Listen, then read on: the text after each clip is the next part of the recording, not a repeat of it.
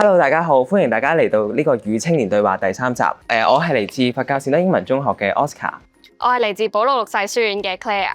今日好榮幸可以邀請到2間中學嘅代表，分別係佛教孔仙洲紀念中學同埋天主教余振強紀念中學。我係周世仁樞機啦，咁我係香港天主教教區嘅主教啊，咁同阿法師識咗好多年㗎啦。我係釋顯通啦，大家叫我做顯通法師或者空師啦。咁我係佛教聯合會嘅副會長，我記得係。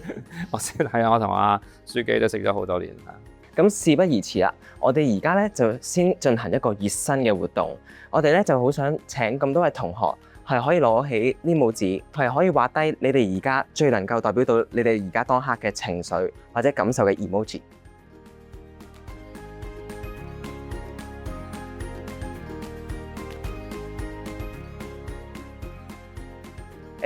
想問下呢位同學喎，點解會有個好似孫悟空咁嘅頭擺喺個頭度咁嘅？呢一個唔係孫悟空，呢一個係因為我個名係 Angel 啊嘛，咁所以我就畫咗一個天使嘅一個環喺上面啦。咁相信大家應該都知道有個 emoji 係咁嘅。咁因為我自己咧其實一直都係以一個樂觀嘅心態去面對唔同嘅嘢啦。咁所以我都想用翻我個名嘅呢一個即係 Angel 呢個天使環去表示翻我而家嘅當下嘅情緒咯，即係差唔多準備 DSE 啦。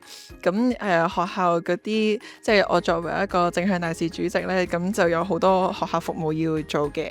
咁然後咧又要同時間去睇住自己啲成績會唔會跌咗咁多咁樣啦。咁就係一個處於一個雖然好似好忙，但又都算唔係好攰嘅狀態咁樣咯。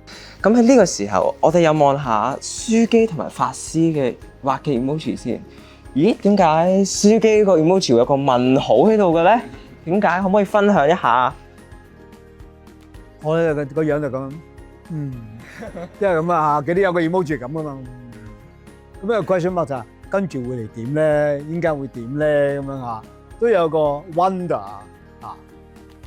我其實應該係一個開心笑嘅公仔嚟嘅。其實係因為我都中意同年輕人傾偈，同埋尤其是知道年輕人嘅內心世界同埋情緒嘅。佢嘅人生咧，希望自己係一個正向嘅人生啊嘛。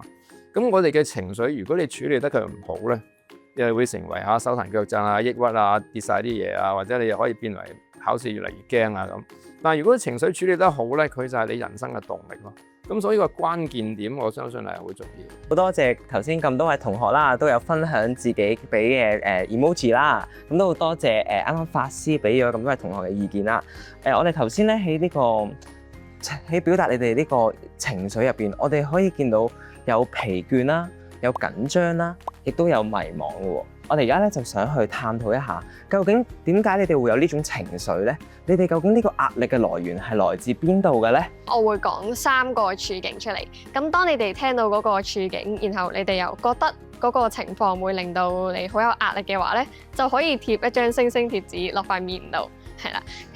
咁如果你覺得冇喎，嗰樣嘢影響唔到我，咁就可以唔使貼啦。好，咁我哋第一個處境咧就係學業壓力。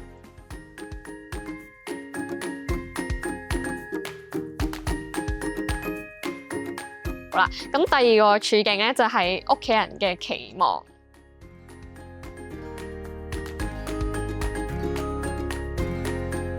嚟自第三個處境，第三個處境咧就係人際關係。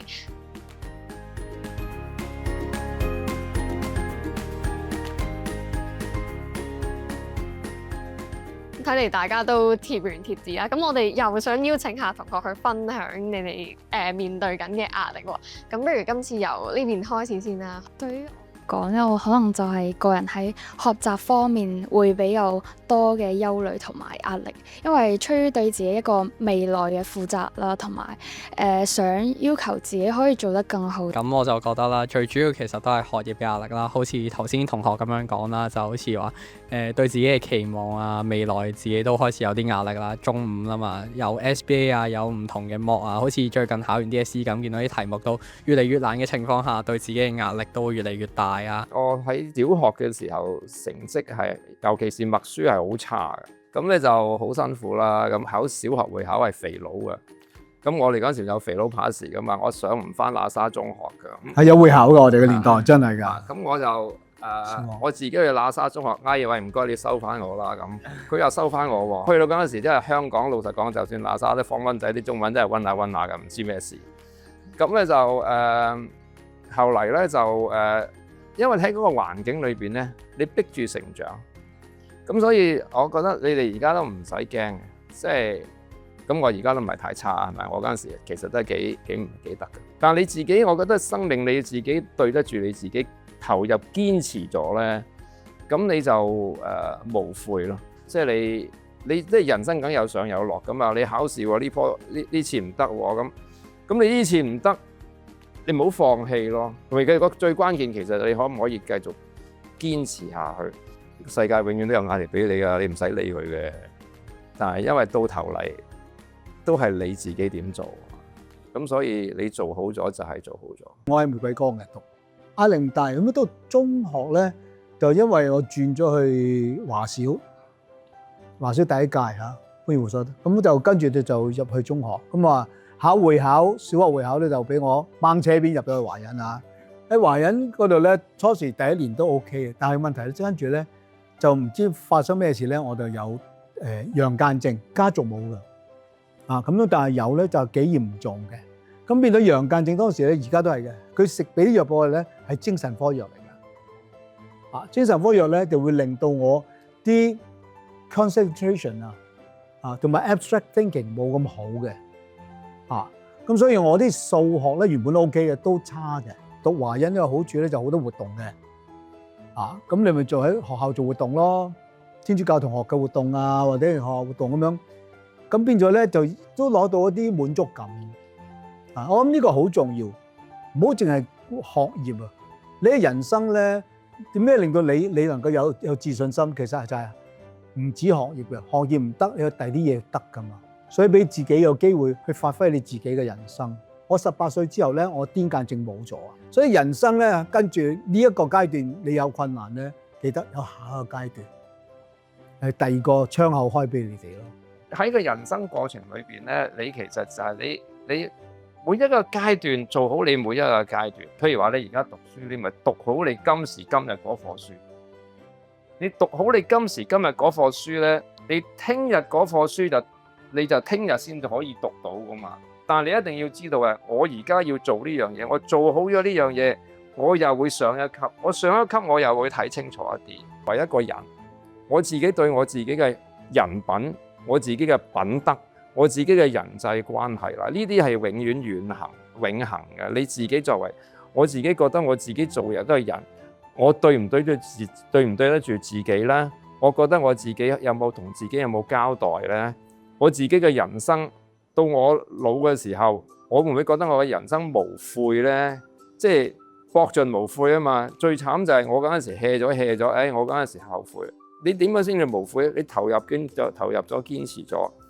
咁你投入咗、堅持咗，你就會再可以等啊！把你而家嗰啲嘢做好咗，你個人嗰個本質、嗰個質素，你自己嘅內心世界、你自己嘅情緒，仲有最緊要係你人際關係。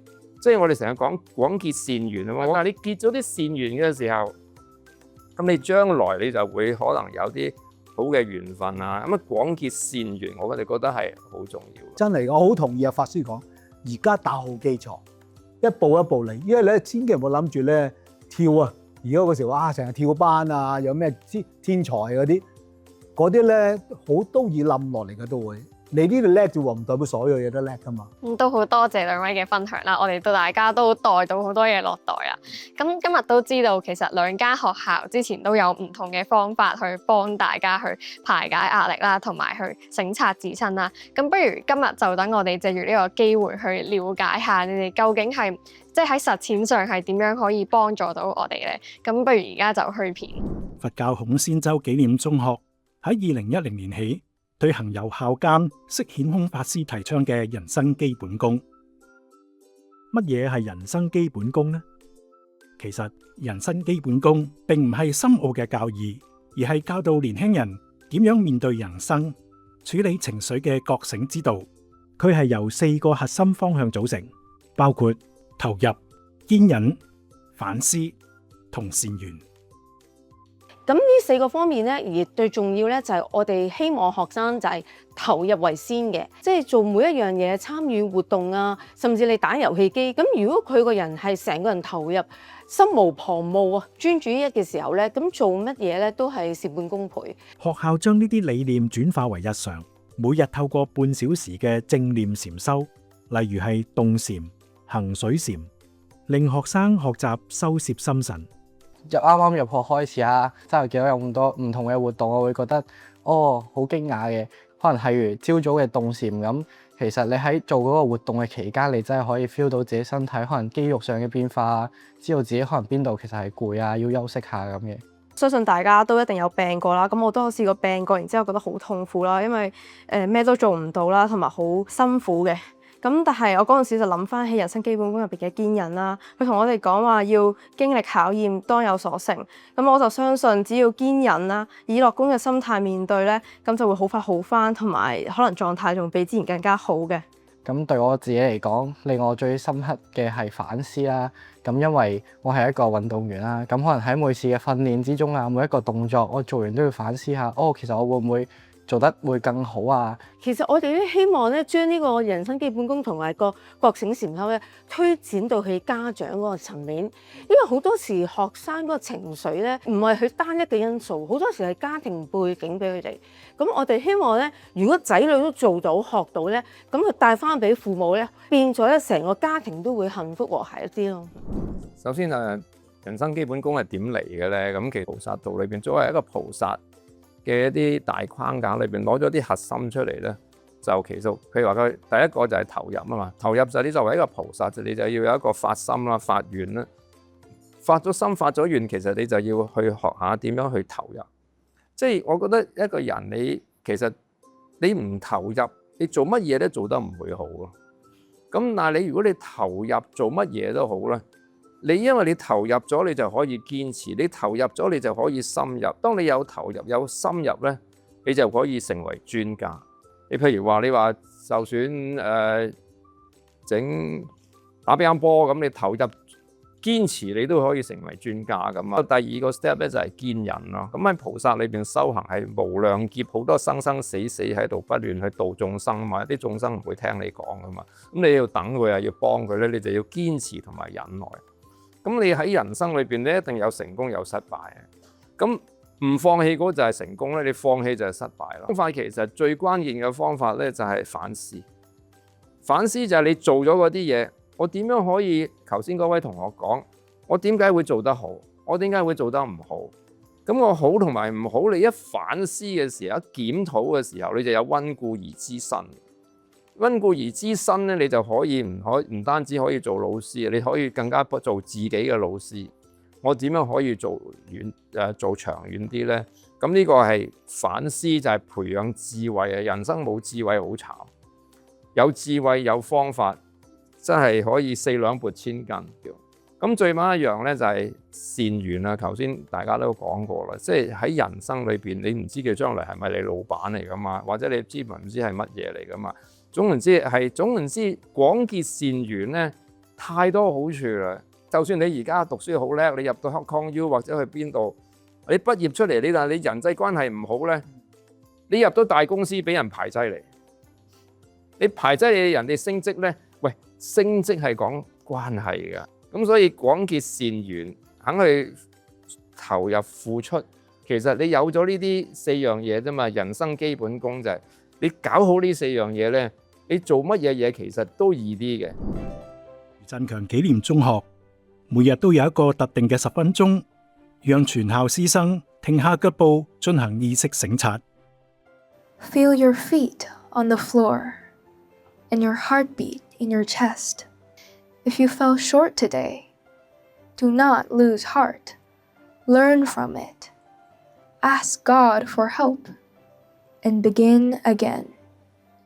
意識省察係源自天主教依納爵靈修，係一種每日約10至15分鐘嘅祈禱同反思操練，讓參與者回顧日常生活中嘅點滴，情緒同埋感受，覺察天主如何臨在喺日常生活當中。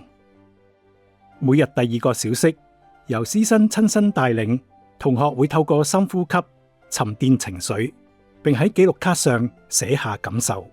呢10分鐘係可以令到我將我大半日學咗嘅所有嘢，可以喺個腦去撳一撳低先，令到自己個心情比較冷靜翻，之後可以令到我大概少少壓力會減低少少啦，然後同埋可以令到我更加專注，即係10分鐘後嘅課堂。咁我哋其實好希望透過意識省察做到5個目標嘅。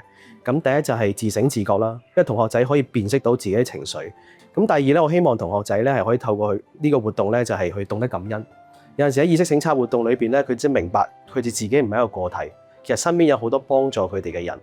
咁第三咧，希望同學仔可以反思自己每一日所學，佢哋一定有啲做得好嘅地方，亦都有一啲咧係需要改進嘅地方。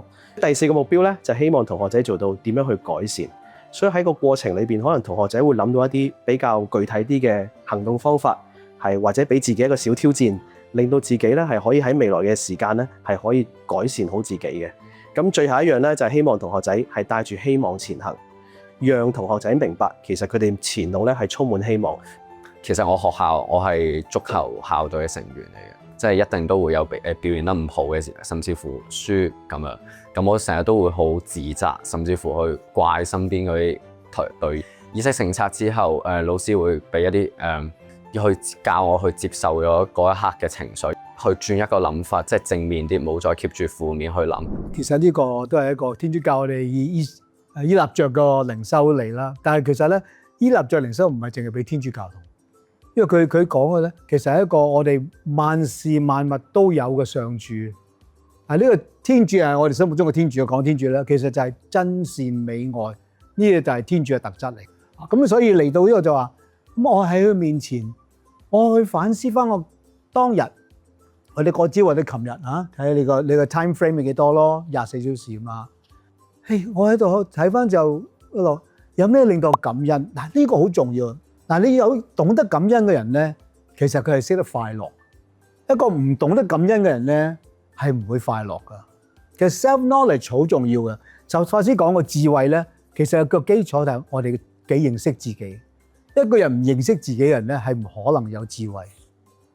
所以你嘅智慧就係明白到點解我要做呢個選擇。咁我做到呢個好嘅選擇，我感恩，同埋我知道呢個係好嘅，我點解會咁做？呢個跟住我遺憾嘅，我冇做到或者做多咗嘅。點解？因為令到我做多咗咧，可能某啲情緒啊，某啲背景嘅嘢啊。當我哋知道咧，我哋知道點樣去避免，或者點樣去重複好嘅嘢。第5步咧就係明天會更好啊，帶住希望。因為呢個真善美愛嘅上主繼續同我哋一齊噶嘛。呢個存在，呢個大能係咪？佢要繼續幫我哋，咁我就知聽日咧，我會有個好難嘅嘢啊！我可唔可以而家你幫我諗下點樣去面對嗰樣嘢咧？咁樣我個心會點樣好準備我個心去面對嗰樣嘢咧？呢個咪就係一個準備咯 ，rehearsal 啊！呢個 rehearsal 嘅話係幫到自己聽日點面對嘅，咁呢個可以有希望。咁咧頭先空師都有講過啦，人生基本功呢4個咧，咁其中我覺得我感悟最深、最有得着嘅係善緣嘅。咁其實同人相處真係好重要啦。咁我係喺學校有參加行願使者啦，又經常出去參加啲宗教嘅義工活動。咁喺咁樣嘅情況底下，我俾我嘅老師啦、同學都見識到我對佛學嘅學習之心同埋服務態度啦。咁令到喺有一啲唔同交流嘅機會，好似而家有得做訪問，有得同大家交談，係一個好俾我學習嘅機會。咁令到老師賞識我呢一個嘅學習態度啦，所以先至令到我有更加多唔同見識呢個世界，見識更加多嘢嘅機會咯。講意識省察，可能喺成為一種習慣之後，已經喺我嘅生活當中，所以唔單止可能係喺學校㗎。我係一個共融大使嘅身份啦，會特殊少少，係因為我會出去同一啲特殊嘅兒童進行一個活動嘅交流。喺呢個過程當中，我去意識省察之後咧，成個過程第一樣啦係進行一個情緒。我個人係一個感性啲嘅人，我一開始見到同佢哋進行一啲活動，我可能想流眼淚，真係會好想喊，因為係意識到佢哋好純真，因為佢哋睇呢個世界係好直白嘅表達出自己一啲觀點咯。呢個係第一樣我意識到自己一啲情緒啊。之後我又會感恩到原來佢哋俾我睇到呢個世界另外嘅一面啦。咁我喺出面又喺青年空間嘅一啲活動有參加過好多唔同嘅義工服務啦。咁喺中間其實我都諗緊，其實我我參加呢啲活動，其實我背後嘅意義究竟係啲咩呢？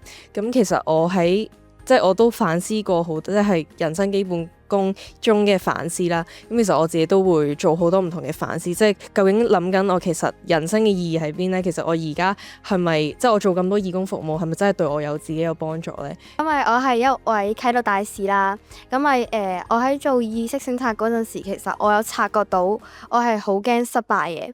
我察覺到我好驚失敗嗰陣時，我開始諗有咩方法可以去幫我自己啊，或者去包容翻我失敗嘅呢個情緒。其實我察覺到之後，我有揾過老師啦，有揾過我啲同學啦，一齊去討論呢個問題嘅。例如失敗咗之後，會唔會自己嗰個負面嘅情緒會點樣解決？之後會有咩行動去補救？喺呢個做完晒呢啲行動之後，我都想去幫翻其他人啦。我好高興聽到同學可以能夠喺意識醒察啊同埋人生基本功裏邊咧實踐到同埋受益啊。咁你哋而家年輕啊嘛，咁有咗呢啲咁嘅人生嘅小技巧，佢可以幫到你培養到你自己嘅心態啊、人生做事嘅態度啊、一啲習慣啊。咁呢啲好嘅習慣咧，就會形成到你將來喺人生裏邊更多機會同埋更多成就啊！醒察啊、善緣啊、呢個反思啊，咁呢啲堅忍啊，呢啲嘢如果你有咗咧，其實你將來做乜嘢都好重要，都有幫助。咁問你個問題啊，喺呢個宇宙裏邊，兩點之間最大距離嘅係喺邊度啊？最大距離個腦同埋個心。係啊，好多時我哋腦同埋心係唔夾㗎嚇，但係呢個就係一個問題啦。當我哋嘅心同埋腦係唔夾嘅話咧，我哋會好多混亂，好多掙扎啊，口是心非啊嗰啲嘢啦，係咪啊？所以佢話呢個反而係呢個嘅嗰啲靈修啊、呢啲醒察呢啲係幫我哋嘅腦同埋心夾翻。呢個係好大嘅 advantage 嘅其實啊。當你每日都咁做嘅話咧，你個人咧係 sincere 嘅，你講嘢係你比係真誠好多個人，係咪啊？咁呢個係已經好重要噶啦，因為呢個世界好多人咧係揾朋友揾真誠嘅朋友，咁所以你試下俾翻10分鐘俾自己，如果你有信仰嘅，俾翻你所信仰嘅神嚇，咁樣去嗰度都係重要個關係上，同自己嘅關係，或者自己同神嘅關係。自己同佢所愛嘅關係同埋大地嘅關係咧，都重要。好，咁多謝晒周書記同埋法師啦。咁嚟到今日嘅尾聲咧，我哋就仲有最後一個活動，就係陣間會俾一張心形嘅卡紙大家嘅。咁其實呢一張心形嘅卡紙，我哋就要寫低今日嘅得着啦，同埋喺聽完書記同埋法師嘅分享之後，我哋又有冇即係一啲實質嘅行動可以去改變、去改善自己嘅生活，令我哋過一個係有更加有覺知咁樣嘅生活咧。其實除咗投入堅忍、反思、善緣之外，我希望可以更加積極咁樣去結合結善緣同埋感恩身邊嘅事物啦。我今日學到嘅嘢咧，就係想要堅持啦，因為其實好多嘢我經常遇到嘅事情都係覺得好辛苦啦，好想放棄啦，因為心諗都前面都覺得應該冇乜可能成功噶啦，但係你都係要照試啦，同埋我覺得捱過咗應該真係可能有嘢可以得到翻嚟嘅，雖然未必去到成功，但係喺過程中其實你可以攞到意外嘅收穫咯。喺今日嘅活動裏面啦，我覺得對我印象最深刻嘅就係要識得反思自己，呢個係最緊要嘅啦。因為其實我係一個社長啦，有負責去組織一啲比賽嘅，而我可能有時候會太睇重嗰個勝負啦，即係希望自己努力咗都想有一個好嘅結果嘅，但係唔一定會如我理想咁樣噶啦。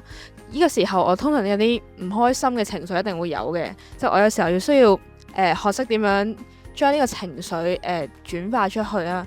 有時候就同朋友傾一傾啦，即係有時候啲老師都會安慰我自己做得好好啦。書記嘅一啲分享之後呢，咁我自己都要學識要去懂得欣賞或者係感恩我身邊所有嘅嘢。